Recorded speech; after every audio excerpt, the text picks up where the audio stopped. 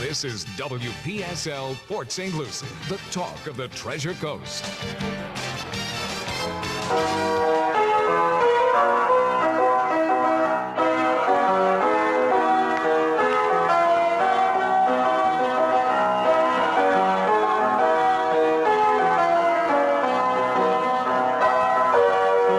.08 at WPSL 1590, the talk of the Treasure Coast. And you're on Ask a Rabbi. And this is Rabbi Shafir Lobb of Congregation Eitz, Chayim, your Jewish home on the Treasure Coast, as it says. And yes, this is Third Friday, so this is the Friday of Shabbat dinner. And it's a beautiful day outside, nice and cool. After we've had all that rain, it was kind of a bit of a surprise, but Well, but we've had those no-name storms before. and it definitely was. It was breezy and beyond breezy and windy. Oh, well, and Miami was underwater. Fort Lauderdale was underwater. 9 inches of rain. Yeah, it's in Fort Lauderdale. It's interesting. I was talking to somebody in New Jersey yesterday, and she said to me, "Well, are you underwater?" And I'm like, "No, just Port St. Lucie, So. Yeah. It just we lucked out. We really did, and of course, it came back down south last night. It was really just nailing Fellsmere, Sebastian, and then it started moving south. Notice we have a little water in one of our rooms in the back, and it's just one of those things that, it's very spotty, but it always is in Florida. Well, but you look at the newscasts, and there was a lot of property damage. Oh yeah, and I'll never forget when we had that one no name, and I forget what happened. It was out of the transmitter house, and for PSL, and the insurance agent just said, "Can't do anything about it because it doesn't have a name." Exactly. Doesn't have a name. Exactly. Yeah. You aren't real if you don't have a name. Brother. Thank you, insurance industry. Yeah, it's amazing. Yeah. But well, and names are really important. I mean, look at it's the first thing that Adam does is name things. In the story of in that particular story of creation. As I like to point out to my students, there are four creation stories in the book of Genesis, not just one. Back up. What? There are 4 creation stories, one right after the other, in Genesis. Okay. They're not all a 6-day, 7-day week. Right? Only one of them is. And it's actually when people try to blend them and say, oh, they're really just one story being told from different vantage points. They're not. They are competing stories. And then the question becomes, well, why didn't the editor or the writer of scripture combine them? And the answer was that different groups have different stories, and it was a way of honoring all of them. Right. Okay. So that, right, and that actually it's an interesting Jewish tradition in the book of Sanhedrin of the Talmud. That actually says, why do we, when the majority goes for A, why do we include B and C and D in the discussion? And the answer given is that some days B, C, and D are the right answer, even though the majority has gone for A now. Nice. So there's a recognition that the world is forever changing and moving, and what works today may not work tomorrow. And so I'll take that to a place you might not have expected, and that is to the founders of the Constitution. People say, well, we're not doing what the founding fathers did. And that's right, because what they did is not right today. Yes, they did a lot of great things, and they really wanted to craft a constitution that was going to help us be a great nation over time. And so it has within it the means to amend itself. And what's the first thing they did after they inked that original Constitution? They put on 10 amendments instantly. Boom, boom, boom, boom, boom. Bill of Rights, rights that had not been guaranteed by the Constitution itself, but by its amendments. Yeah. Right. And the first one of those is that Congress will not regulate religion and allow for the free exercise thereof, and allow for freedom of speech and the peace that people forget, to peaceably assemble to redress. Right. Unless you're paid otherwise. Yeah. Riots are not supposed to be violent. They never were. And the idea was that people should be able to together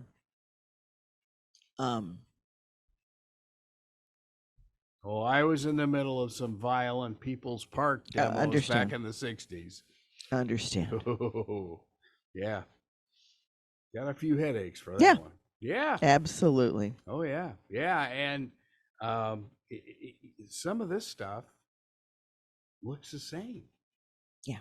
I hate to say it, Yeah, but I mean, the more we cycle, the more we are able to recognize it. And the real sad part about that is, of course, one of the definitions of insanity is to keep doing what you're doing and expect it to somehow miraculously be different. yes. And I'm sorry, just ramping up the amplitude of the action doesn't change the action. What I thought was interesting was watching on Fox, and they had the video from the Capitol, you know, where there's a lot of violence and stuff like that. And then they had this wonderful march for Israel, 390,000 people, and not one police call. Yeah. I mean, It can happen. Sure it can. Sure it can. It just takes a little bit. It takes human beings treating human beings like human beings. Novel concept. Yeah, well, and it unfortunately really is. It really, really is. That's a pretty sick line, but yeah, no, I know what you're saying. And, well, so we can tell that even by language that people use. When we disparage others by calling them something less than human, Yeah. then we are seriously othering them and saying that somehow they are less than human. But the other side to that is that we're failing to recognize a tremendous gift of life itself. Life is an amazing miracle. Mm-hmm. It's a gift. And we don't get to hold on to it for very long. And I realize that when you're 20, it looks like it's forever, but it's not. The next 40 or 50 years are going to fly by real quickly, 20-year-olds. Yeah. Yeah.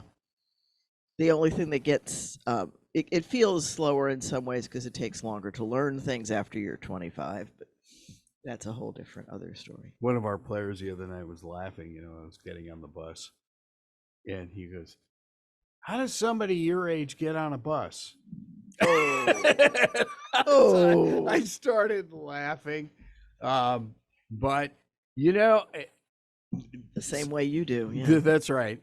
Something happened after the game that has just hit me over the head. Okay. One of our players, who happens to be from Morocco, and his family is in plantation. A member of his family is blind. Mm. And he said, "I have been watching my grandson's games through you Wow. for the last year." And I'm going, oh my God. I mean, it's like, this is amazing. You know, I Yeah. said, well, I try to paint a picture. It's a little difficult because I'm so old, but I try. And he said, "I see my grandson playing." And it's like, wow. Yeah. You know, it just makes it all worth it. It really does. You know, there's a lot of time away from Carol, you know, and here, but wow. Yeah. So you mentioned blind people, and blind people, of course, are still completely functional, Oh, yeah. except that the optic nerve is not getting the input from the eyes that it needs to get. It doesn't mean that they can't visualize things. They absolutely can. That part of the brain is still working. very often it's actually something in the eye that's been damaged that causes the blindness. When I lived in Israel, a long time ago, one of the things that I did was to actually make recordings for a blind student at Hebrew University. Nice. Yeah, That's great. Yeah, read the textbooks for him and make recordings. And very cool. Yeah, so I did that as one of the extra activities. And actually, one of the mentors that I studied with was blind, is a guidance counselor at Oberlin College, Rabbi Shimon Brand. And it was kind of, there's an interesting sidebar to that, because among other things, I studied the Jerusalem Talmud with him before it was translated, so you can figure out that I'm 903 years old. But oh my! When I went to get the books and start studying that particular we'd studied some other things, but we were going to move on to the Jerusalem Talmud, and he ordered 2 sets of the books, one for himself and one for me. You might say, if he's blind, how could he do it? He had a reader on his computer, and he would pass the book under that scanner, and it would convert it to text for him from Hebrew or from Aramaic, as the case may be. And so that's cool. Yeah. That is but he really also candidly just knew it. He just knew the material. And I can remember he ordered it through the Orthodox Hebrew bookstore in Cleveland. cool. And this is when you were in Israel, right? No, this is when you were back. I was living in Ohio at the time. Oh, okay. And I went up to the store to pick up the book, and he had simply said that his student would be there. And when I came in and I said, that Rabbi Brand had had ordered a set of books for me to pick up, I'm here to pay for them and pick them up. And they looked at me and they said, "You're studying that?" And I said, "Yeah. Thanks to Rabbi Brand, I'm working with him every week on it." And they went, "Wow." Because it indicated to them that I was not just a flippy little thing. Well, now, okay, you mentioned an Orthodox bookstore. Right. The owners of the bookstore are Orthodox. So there's not any difference between the books that their Talmud and no, yours? There's no difference in the Talmud. It's just it's a Jewish. It started out as a bookstore. It's also got gifts and many other things. Gotcha. Okay. And it just happens to be owned by an Orthodox family. Okay. And what that usually means, though, is that in general, they don't expect the women to be back in the book section. Wait a minute. Back up. What? Oh God, here we go. Yep, it's not as the Orthodox will tell you they don't change, but the reality is they do change. They just change more slowly. And there are Orthodox rabbis now, but at the time there weren't very many. And so it was quite a surprise for me to be studying what was considered on the scholarly side, the high scholarly side. Oh my God. That's caveman era stuff. Yeah. And it still exists. It's diminishing. Not today. Yeah, it still exists.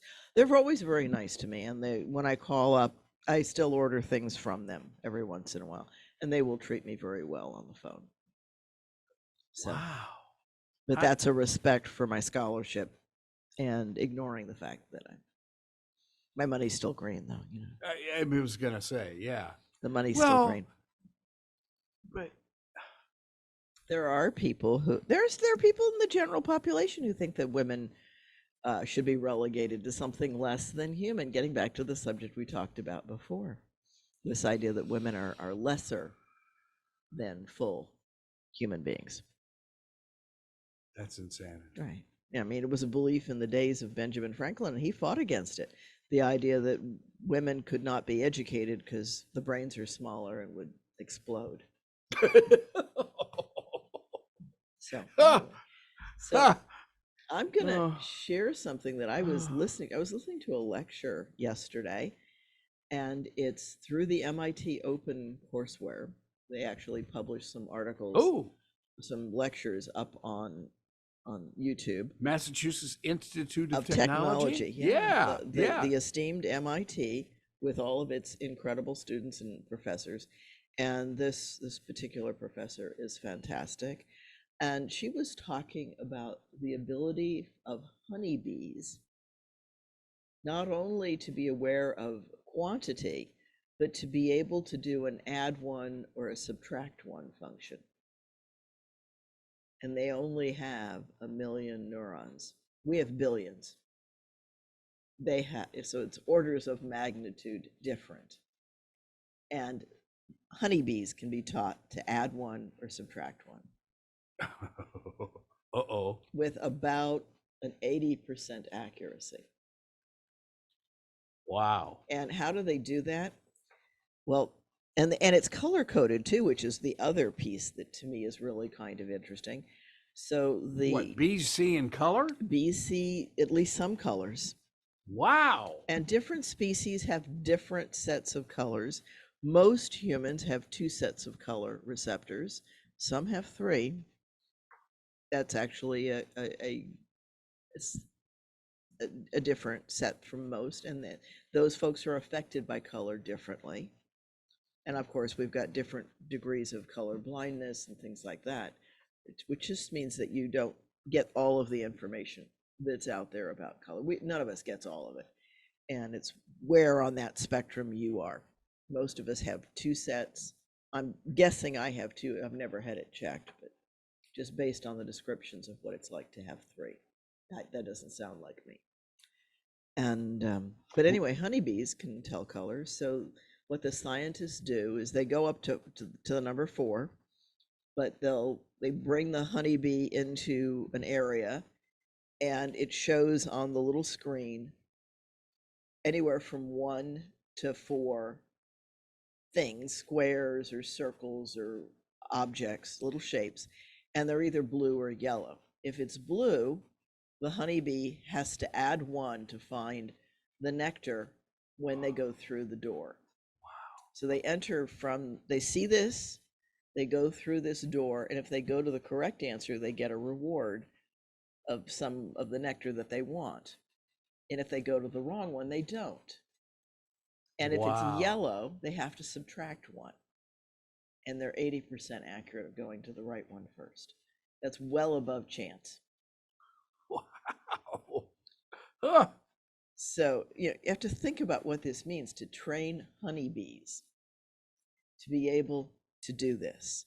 And it's just done by putting the good stuff on the correct answer, because they'll try both and eventually they'll figure it out. And when they start consistently going to the right answer, they've learned to tell color. So they now know if it's +1 or -1. And you might say, well, they're just seeing more. They also offer them, say if it's 2 and the task is +1, they'll offer them 3 and 4, and they'll still go to the correct one. Wow. So they know that they're adding 1. They're able to do the add 1 or the take 1 function. We had one telecast that I thought was historic at ESPN.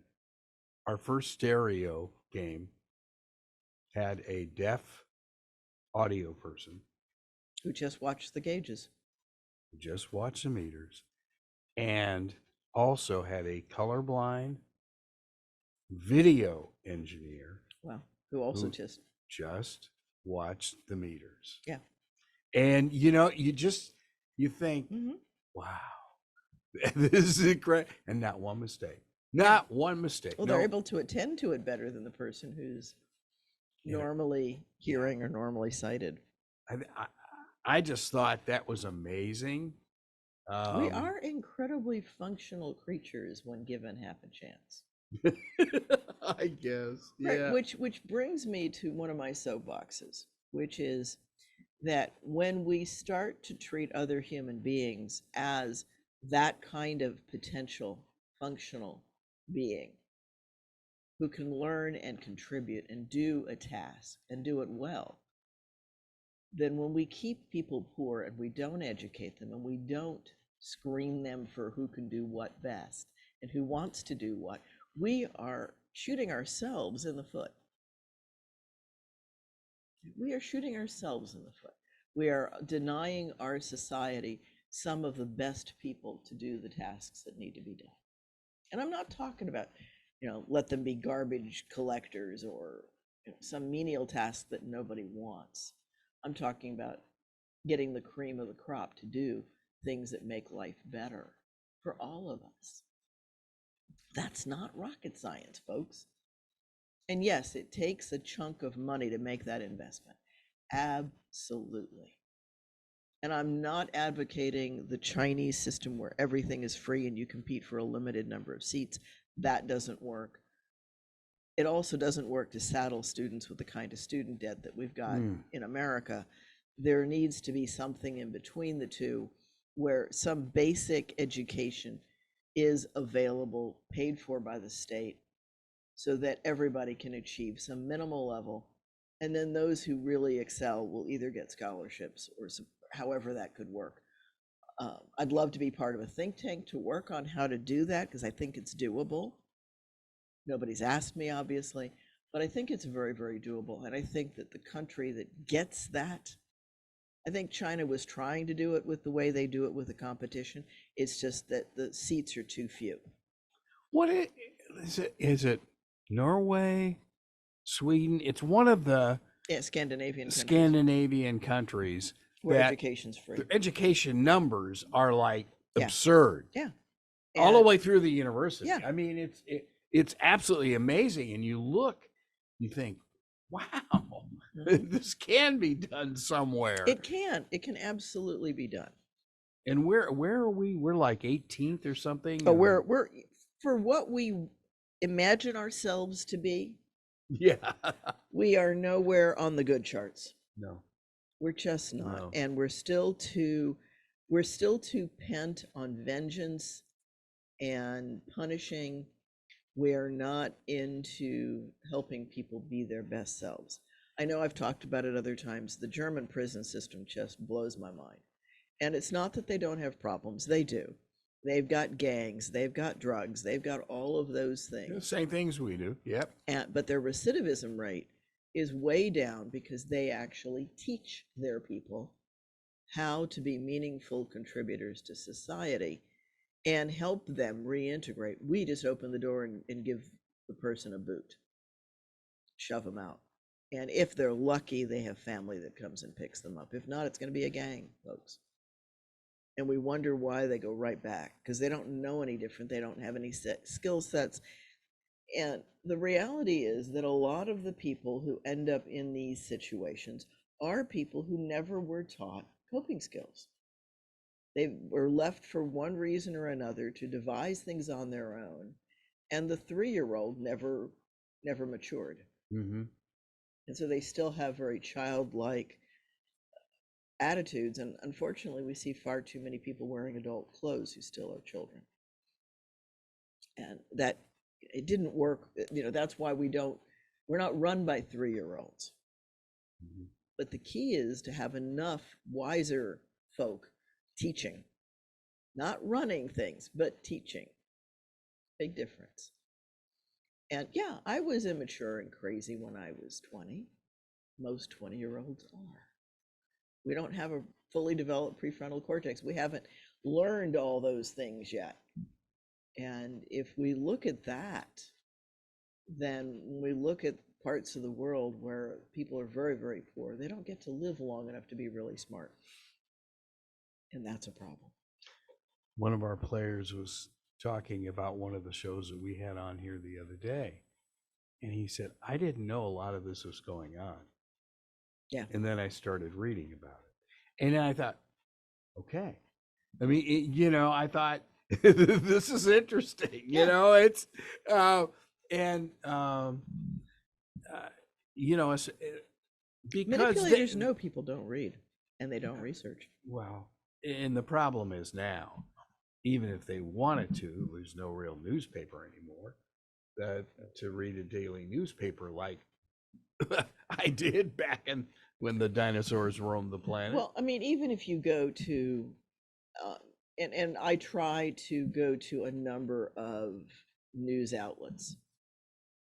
So I not only look at American newspapers and websites, but I also go to BBC, Al Jazeera, and I will. I don't read Arabic, so I don't read any Arabic writing, but I will look at Hebrew, the Hebrew newspapers inside. You know what's big on X right now, and I read it all the time, is Bloomberg Canada. And it's amazing. Some of the stuff I've been reading on that, I think, I didn't know that. You know, you don't hear that on our media at all. No, you don't. And not that Canada isn't without its own problems, but yeah. I get it. Yeah. And Everybody. you've talked about the BBC. And I just think, and a friend of ours who's up in Indiana now, he watches whatever this German television network is, and he said between that and the BBC and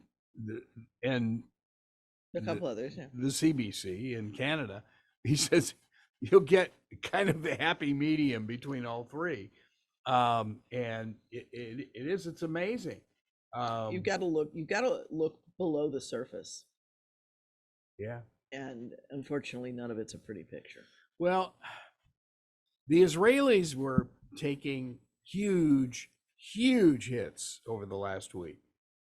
But when you start seeing it, and somebody in the Israeli government, and I have no idea who, but somebody in the Israeli government said, we're getting our butts kicked.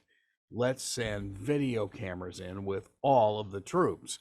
And they're doing that. Mm-hmm.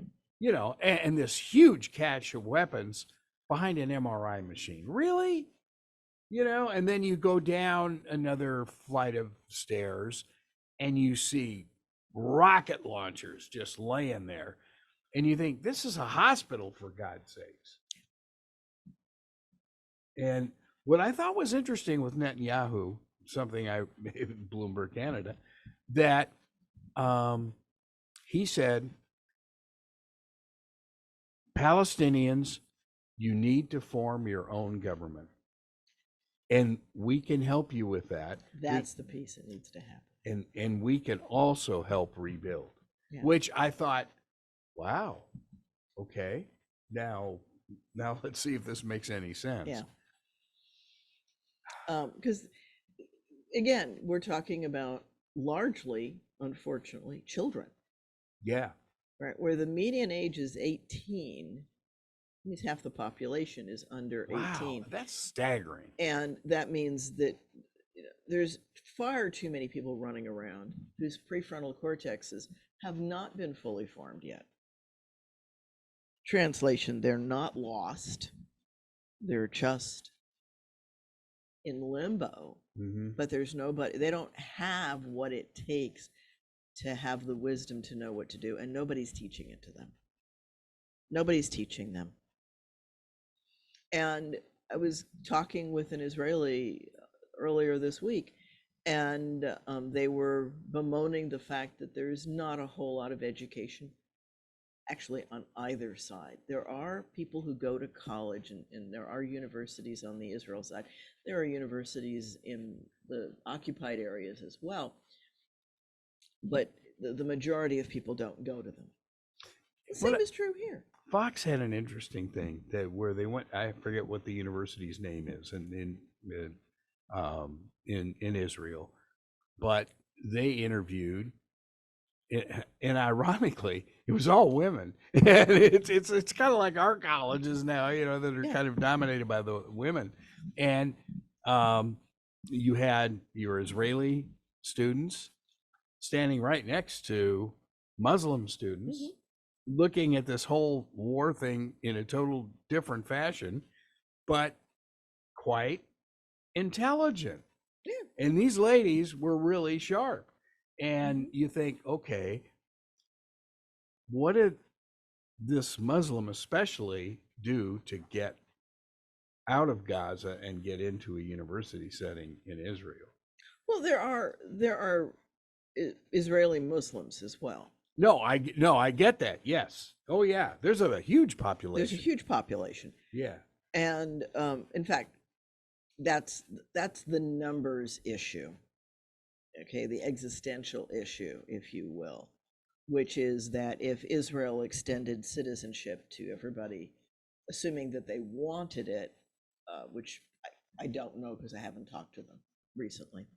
I know people who have, but if they offered citizenship to everybody on the West Bank and in Gaza, the population that isn't Jewish would skyrocket. And that would make it a whole lot harder to have this far right, hardline Israeli government that's forming now. Oh boy. And so, right, the question becomes is when does the leader's agenda interfere with the country's agenda? And the leader, Netanyahu, does not represent Israelis. We need another Golda Meir. We need the right leader for the right time. Netanyahu doesn't represent all of Israel. Certainly, there are Israelis who would not vote for him. Look at the protests against him. Look at the protests. Yeah, there's just tons and tons of protests. The same is true with Hamas. Hamas does not represent Gaza. No, the Prime Minister of England doesn't represent all Brits. And that's never been the case. The population is usually at the victim of the leadership, which is an interesting piece. The people who rise are not always the ones that get there by the best means. And I guess I'll just leave it at that. But it's a serious issue, and that's why it's not okay to punish a population for what their leadership does. And at the same time, countries have a right to security, to being able to neutralize threats. The question becomes, how do you do that? And that's an ongoing issue. And if we think that we're going to end war, there are 9 active conflicts on the planet today.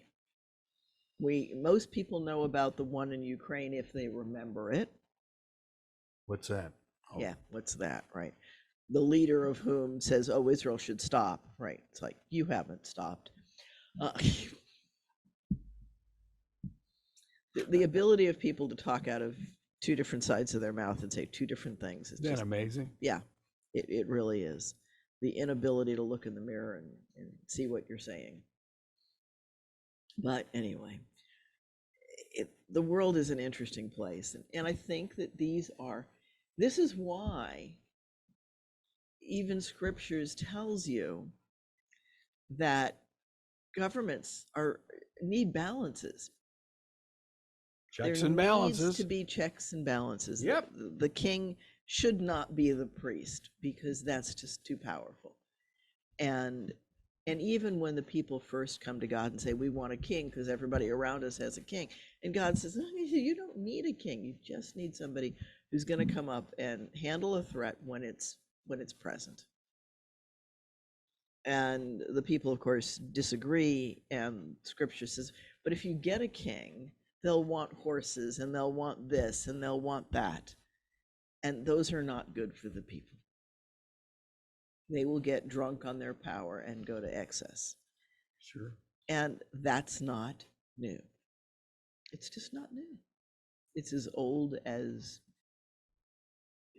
people.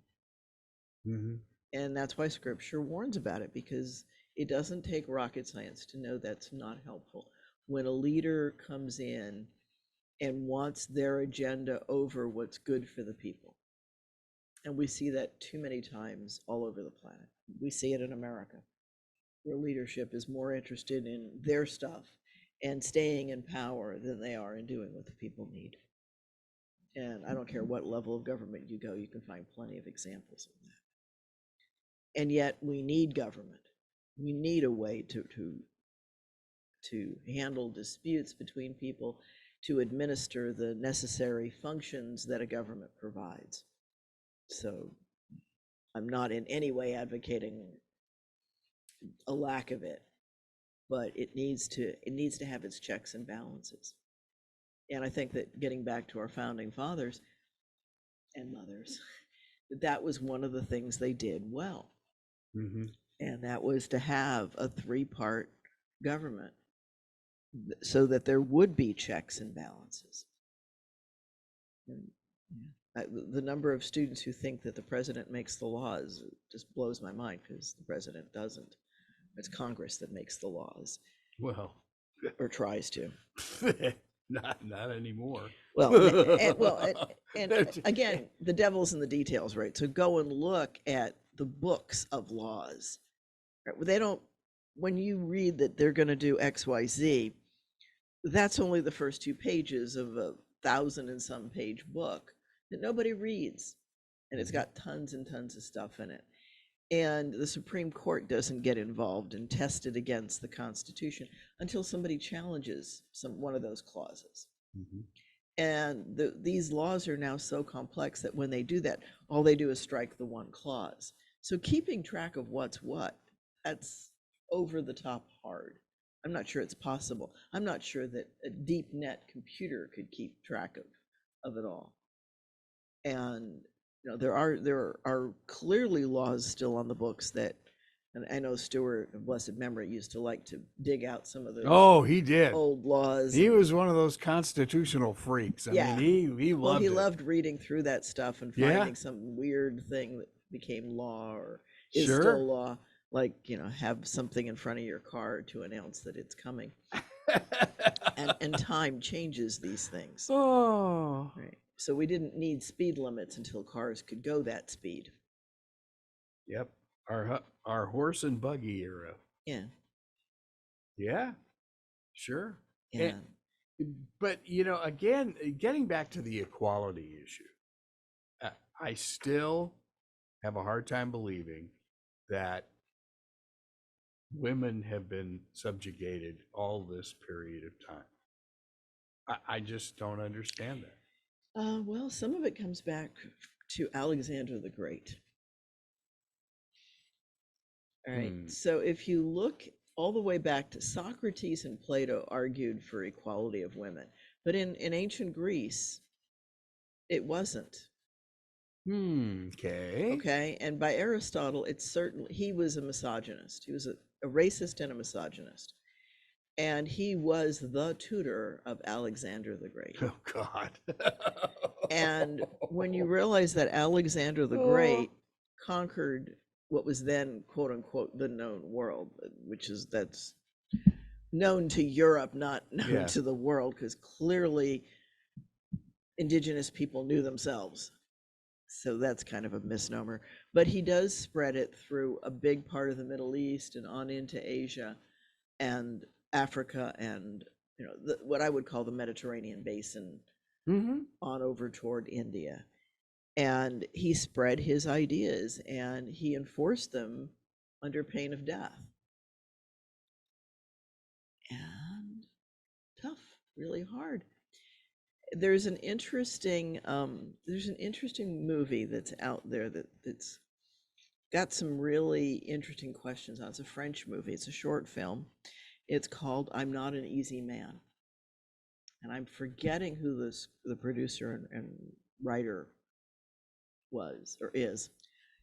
She wrote a short video that you can find on YouTube that's called Oppressed Majority. Okay. And both of them are in French, but the subtitling's pretty good. Okay. And they're about role reversals between men and women. And in I'm Not an Easy Man, there's a description in there of a very, very powerful woman. She's the female equivalent of a chauvinist, and the love interest of the man and woman in the story. And she's explaining to this guy who was a chauvinist, wakes up in this alternate world, and that women are the stronger sex, and that's why women have babies. And then because the men are frail, we leave it to them to raise the babies while we go out and do this or that. So, and it's kind of interesting. And you see some of the characters in the male-dominated world, and then it flips into this female-dominated world, and it's interesting. And it's not that our whole planet is male-dominated. It's not. There are female-run systems on the planet. There are areas, there are cultures where all of the brothers marry one woman, and that has to do with land transfer. So it's polygamous, but not the way that most people expect. It's the and it has to do with culture. Gender roles are defined by culture, not by biology. Interesting. Yeah. Well, you notice that there were so many strong women in the indigenous, Of course.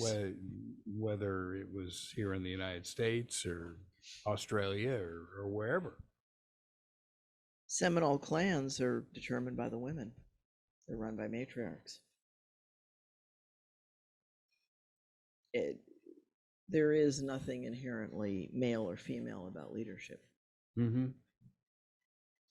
And I can remember talking with one of the colonels on the base that I served, who used to talk about a female commander called the Black Widow.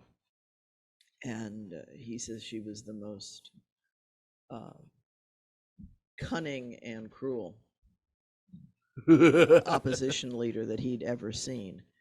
And that the mission to take her out had tried and tried and tried and tried, and just had not been successful because she was that ruthless in that. But she was a good officer. She was an excellent officer at one level. I don't know that her people necessarily thought of her. Yeah. Right. So there's a value in warfare for ruthlessness. The key is to not get to that place. It's funny. I look back on my career in television, and the best news directors that I worked for were women. That doesn't surprise me.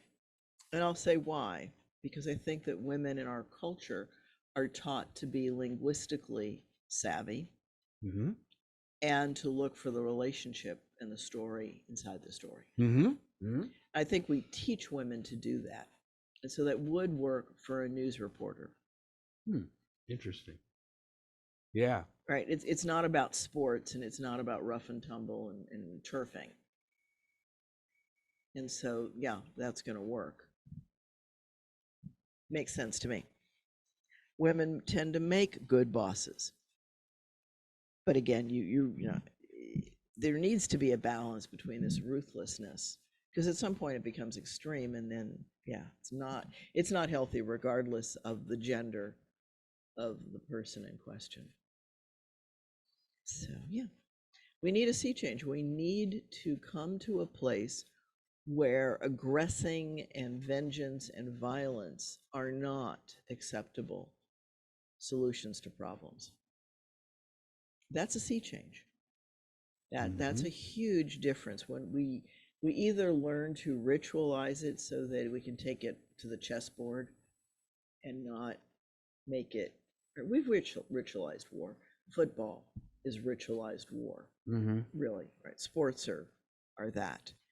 We need to do that in a way, though, that doesn't maim our children and our stars, because many of them are used up by the time they're 35 or 40. Because that's just so punishing on their bodies. Well, and getting back to education, and I see this, and I just read another story. A dear friend who works on a lot of minority issues up at UCF. He's worked with the NBA for years, but he had written something that I read on LinkedIn that was mortifying.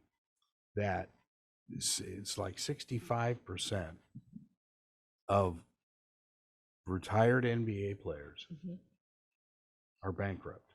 I wouldn't doubt that, because they don't learn money management. Exactly. They don't learn the skills. It's and let's take that to a government leader. The same thing happens, right? So they've got access to all of this, and they get used to having it. They don't know how to say no. Well, your temple has a budget. Yeah. Your house has a budget. Yeah. But our federal government doesn't. No, they keep printing. Well, that's the problem. Yeah, they just keep printing. And, we're trillions in debt. Yeah. Sooner or later, somebody's got to pay for that. I mean, it's going to be our grandkids probably, but. Well, at some point it's going to implode and be bankrupt. Yeah, it's got to. And we'll, if we don't get a handle on that and some other things. And so here's a piece, if we changed our prison system to be more like the German system, we could cut our population in the prisons by 90%. Not surprised. Yeah. And if we could turn 90% of the people that we're spending $50,000 to $100,000 a year to house and turn them into revenue producing, taxable individuals, and the crime rate would not go up. There's a wonderful video by a guy named Ted Rosen on he says that one of the arguments that's used is that the more we imprison people, the longer we make their sentences, the harsher they are, that crime goes down. And he says there's only one problem with that argument, is that it's wrong. And how do we know that? Because if we look at the world, we see that crime goes down when economic situations are better. Mm-hmm. And we've got the power to do that. That's an economics issue.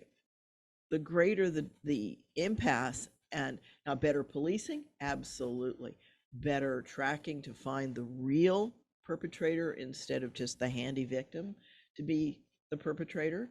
So the better the police work, the better the computer stuff, the better the forensics, absolutely, that's going to help, as will mental health. Oh, for big issue for people, so that we don't just go to the violent solution, the grab and run kind of solutions. And if we could take 90% of our population and turn them from a deficit into a benefit, I don't think America would be stoppable, candidly. We've got the resource. All we need to do is spend some of that money teaching those people to be proper contributors to society.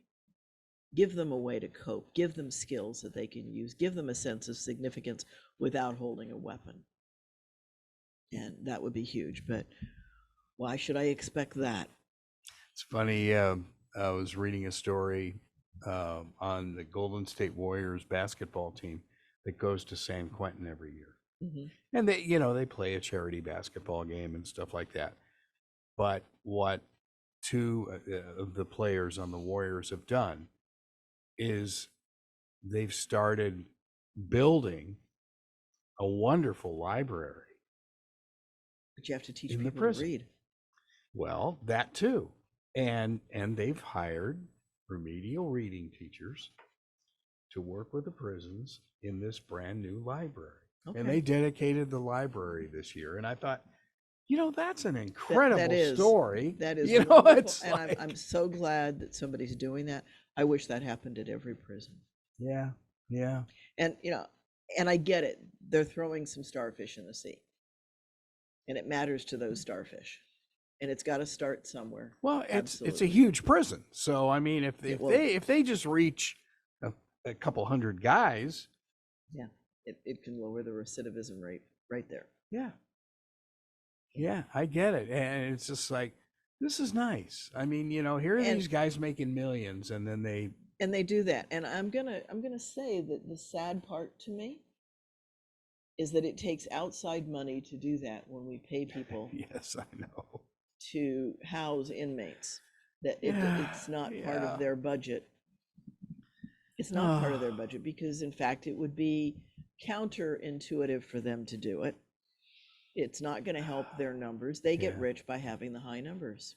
Yeah. And until we change that, we're destined to continue this spiral.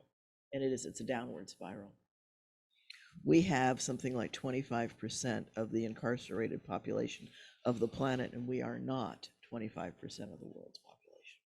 Oh, no, nowhere We close to have, it. we are so how much higher on the number of inmates than any other country that it's scary, Yeah. or any other quote unquote developed country. Yes. Yeah.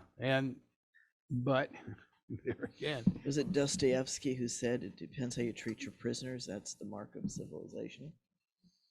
I've never heard that. Yeah, I think that's who it was. Ooh. Yeah, that doesn't say much for us. But the good news is that there's room for improvement. Yes. That's the real key. And you've got a big dinner tonight. We have our third Friday dinner tonight, so that'll be chicken, salmon, and brisket. People can have as much as they want of each of them. And we also have a vegan option, and that should be interesting. I've got lots of things in that. So it should be fun. That's at 6:15, and that's every third Friday. You can register for it either online or by calling me or one of the board members, and we'll get you on the list. And yeah, How many vegans do you have? a number of them. Really? Yeah. That's interesting. Okay. Yeah, people who actually don't run around killing animals to eat them. No, a couple of our players are vegans. Yeah. You can be a vegan today Yeah. and have a perfectly healthy diet. It was much harder a few years back, but it's getting there. It was very easy for me in Tucson to do that, and Bill and I were vegetarians in Tucson, but we've gone back to being omnivores here. When we moved back here, it was just so hard to keep it up. Yeah. It's gotten easier, and we're shifting in that direction. That's good. I mean, that's sounds a little Yeah. like us. You know, we're eating Yeah. a lot less meat and Yeah. more veggies and And veggies are greens good. Veggies are healthy. It's a good source of nutrition. It Add a is. few nuts and some beans and things like that. and you're Yeah. in good shape. Oh yeah. So yeah. So wishing everybody a really great week. By the time I speak next, we will have gone through Thanksgiving. So wishing everybody safe journeys to wherever you're going. Don't eat too much. And yeah. Let's be thankful for what we do have, and let's build it to what we can have without hurting others. Shabbat Shalom, everyone. This is Rabbi Shafir Lobb of Congregation Eitz Chayim, your Jewish home on the Treasure Coast, www.eitzchayim.org, and we stream live onto Facebook. Public, you don't even have to be on Facebook to see it. Just search for it and you'll find it. Have a great week. Happy Thanksgiving. Happy Thanksgiving. WPSL, Port St. Lucie.